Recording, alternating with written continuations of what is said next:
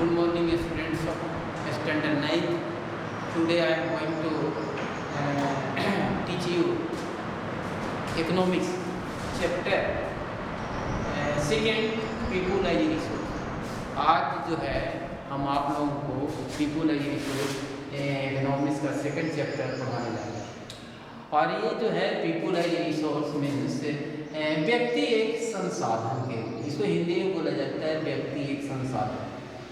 As we know that, जैसा कि आप जानते हैं या हम लोग जानते हैं कि संसाधन वो ऐसे चीज़ों को कहा जाता है कि जैसा कि हमें इसके पहले के क्लास में 8 क्लास में भी हम पढ़े हैं, स्टडी किए हैं कि anythings available in our surrounding which fulfils our needs और requirement is known as resource.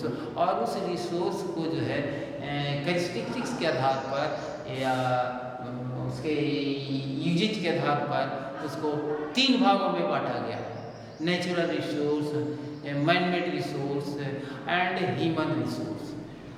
तो ये तीसरी जो क्वालिटी है ह्यूमन रिसोर्स, उसी के बारे में यहाँ पर पढ़ना है। अब है कि ह्यूमन को रिसोर्स में क्यों रखा गया है, ह्यूमन को ये रिसोर्स रखा गया है कि आप जानते हैं only human beings a capacity to convert anythings as a resource, क्योंकि मनुष्य में ही एक ऐसी कैपेसिटी और एबिलिटी है जो किसी चीज़ को रिसोर्स में संसाधन के रूप में कन्वर्ट कर सकता है। Only people has a capacity और एबिलिटी और eligibility to convert anything as a resource. So here people is also considered as an asset for the economy rather than a liability। इसलिए people को, जनसंख्या को जो है एक इकोनॉमी में जो कंट्रीब्यूशन देता है उसके आधार पर इसको एक लाइबिलिटी के तुलना में, लाइबिलिटी के बजाय इसे एक एसेट के रूप में कंसीडर किया जाता है। People as resource as an effort, people as resource is an effort to explain population as an asset for the economy rather than a liability. इस तरह से जब व्यक्ति को एक संसाधन के रूप माना जाता है तो यहाँ पर पॉपुलेशन को एक अर्थव्यवस्था के लिए एक एसेट के रूप में उसे डिफाइन किया जाता है, न कि उसे एक लायबिलिटी बोझ के रूप में। यानी कहने के मतलब सच population which are well qualified, well educated, well trained और healthy person, then such a population is considered as a resource। वैसी पॉपुलेशन जो एजुकेटेड है, नॉलेजफुल है, ट्रेंड है, स्किल्ड है और हेल्दी ऑल्सो है, तो वैसे पॉपुलेशन को हम रिसोर्स के रूप में हम उसे कंसीडर करते हैं, ना कि उसे एक लायबिलिटी के रूप में उसको हम कंसीडर करते हैं। तो people as a resource as an effort to explain population as an asset for the economy rather than liability. तो यहाँ पर किसी भी चीज़ को रिसोर्स के रूप में डिफाइन करने में पीपुल का, व्यक्ति का बड़ी भूमिका होती है। विदाउट उसके रोल का किसी भी चीज़ या किसी भी वस्तु रिसोर्स में कन्वर्ट नहीं हो सकता है। For example, before the invention or discovery about coal was only a useless thing। कहने का मतलब बिना खोज और अनुसंधान के पहले जो प्रकृति में जो कोल अवेलेबल था वो जो है यही एक यूजलेस वस्तु के रूप में था। लेकिन हाँ, जब कोयला की उपयोगिता के बारे में, how to use coal and how to generate a thermal energy from coal burning, जब कोयला जला करके तापीय ऊर्जा और आदि जलाने का जो है टेक्नोलॉजी का इन्वेंशन हुआ और उसका रिसर्च हुआ, तभी जो है वो जो है एक रिसोर्स के वर्ग में बदला, जहाँ only for the human contribution है, जहाँ मनुष्य जाति का ही योगदान है, जिसके कारण कोयला जो है कि रिसोर्स में कन्वर्ट हो गया। तो उन्हीं संदर्भों में और भी किसी चीज़ का, जैसे आयरन और है, आयरन और बिफोर द इन्वेंशन और research about iron was only a useless thing in our nature, हमारे नेचर में वो सिर्फ यूजलेस थिंग था, वो there was not any type of utility, उसमें कोई यूटिलिटी नहीं थी।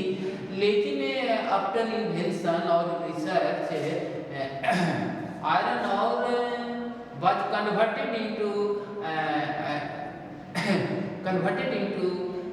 ए रिसोर्स के रूप में बदल गया। इसीलिए हर दृष्टि से कहा जाता है कि मनुष्य ही उसके लिए जिम्मेवार है, मनुष्य के द्वारा ही ह्यूमन अटेम्प्ट के कारण ही जो है कोई भी वस्तु जो यूजलेस है, यूँ ही पड़ा हुआ है, रिसोर्स भी कन्वर्ट हो जाता है। जब human beings invested some inputs like education, technology, skill, knowledge, ये सारी चीज़ को जब इनपुट को जब इन्वेस्ट करते हैं मनुष्य, तो वो कोई भी चीज़ वस्तु जो है उपयोगी बन जाता है, यूजफुल बन जाता है, और यूजफुल बनना ही वह क्या हो जाता है, एक रिसोर्स के रूप में कन्वर्ट हो जाता है। इस तरह से जितने भी रिसोर्स हैं, है ना, out of all resources human resource is the most important resource. जितने प्रकार के रिसोर्स हैं, है ना, उनमें ह्यूमन रिसोर्स सबसे महत्वपूर्ण और सबसे उपयोगी, मोस्ट वैल्यूएबल रिसोर्स है। सबसे मोस्ट कारण कि सबके रिसोर्स का human is a creator as well as consumer regarding resource के संबंध में मनुष्य जो है एक क्रिएटर के साथ साथ एक उपभोक्ता के साथ साथ एक क्रिएटर भी है। Human beings is a creator as well as consumer of anything regarding conversion of resource के कन्वर्जन के संदर्भ में, उसके रूपांतरण के संबंध में मनुष्य जो है एक संसाधन के संबंध में एक उपभोगकर्ता के साथ साथ एक क्रिएटर भी है। मनुष्य ही किसी भी वस्तु को वो रिसोर्स में कन्वर्ट कर देता है और फिर बाद में उसी को फिर वो वही जो है मनुष्य से यूज भी करता है। इस तरह से मनुष्य जो है जो उसमें जब कैपेसिटी आ जाती है किसी चीज़ को कन्वर्जन करने का या रिसोर्स के रूप में, तो वो व्यक्ति वो रिसोर्स हो जाता है। कहने का मतलब एक ऐसे व्यक्ति जो एबल है वही जो है रिसोर्स होता है। डिसेबल जो ह्यूमन बीइंग्स या disable person can not be A resource, वो एक रिसोर्स के रूप में नहीं हो सकता है। अब है through book chapter 2 there is a story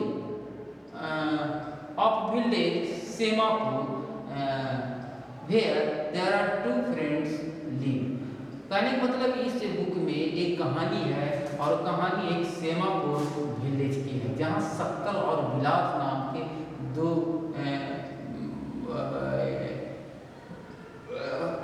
idea रहता था। और वो जो है एक सक्कल है, दूसरा विलास है। सक्कल जहाँ उसके माता उसकी पढ़ाई करवाते हैं और पढ़ाई करने के बाद वो जो है सॉफ्टवेयर की एजुकेशन लेता है, सॉफ्टवेयर में उसकी नौकरियां हो जाती है और अच्छी कमाई करते हैं। लेकिन दूसरी तरफ जो है विलास है, विलास के पिता की मृत्यु बहुत छोटे थे, उसी समय उसकी मृत्यु हो जाती है। विलास को there were not any opportunity to take education